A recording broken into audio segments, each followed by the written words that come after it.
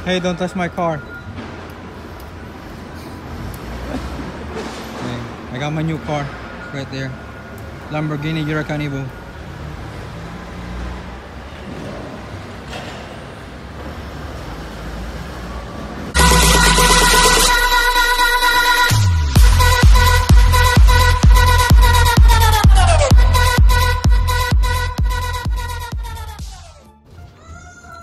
What's up sa inyo dyan? Ayan, pauwi na ako.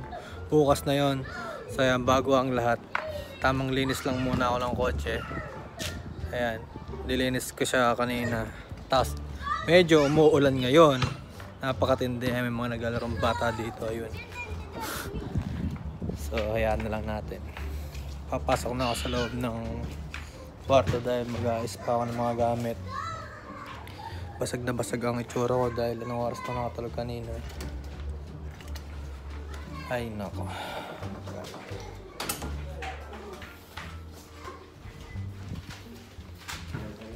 Thank you po.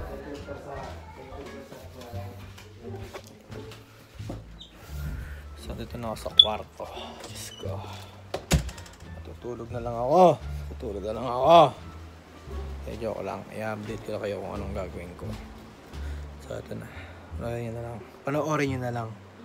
Medyo bulol na yung salita ko. Baka di nyo maintindihan.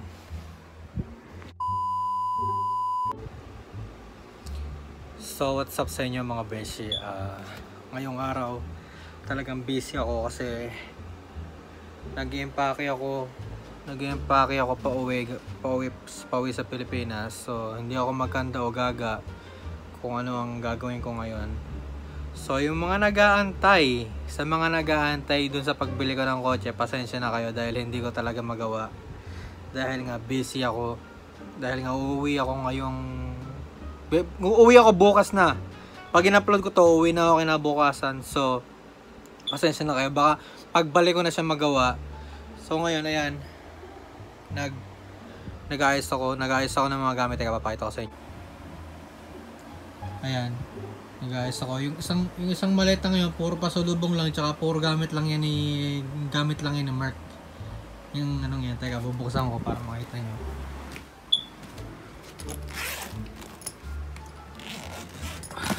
Ayan, puro equipment ng pang-vlog, tsaka sapatos, ganon. Ayan, tsaka yung pyesa ng kotse niya, yung sapatos nasa ilalim, ayun, mga chocolate. So yun lang naman, kaya busy ako ngayong araw.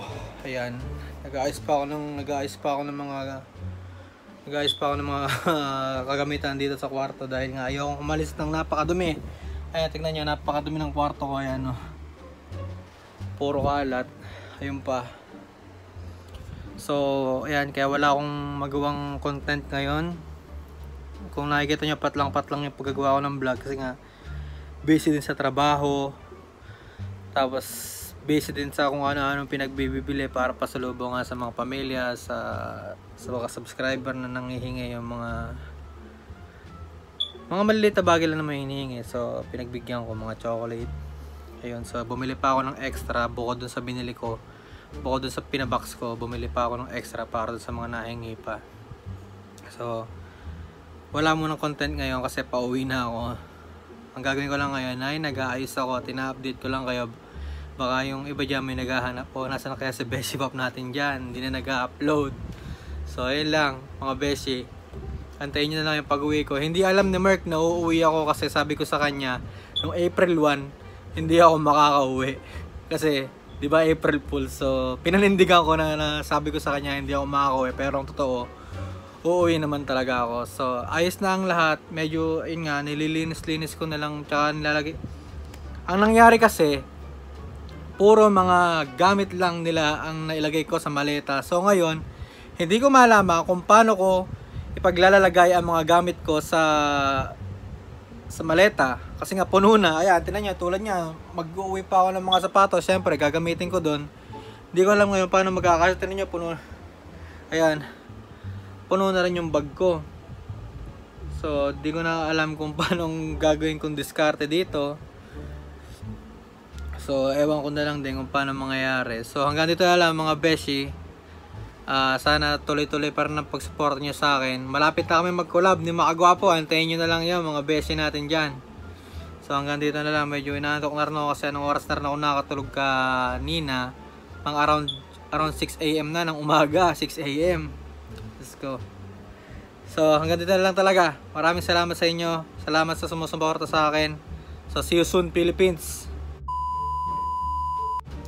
So ayun, bago ko pala tapusin tong video na to at bago ako bumalik dun sa pag-aayos ko ng mga gamit ko, shoutout ko lang yung mga sumuporta sa akin simula umpisa. So maraming salamat sa inyo.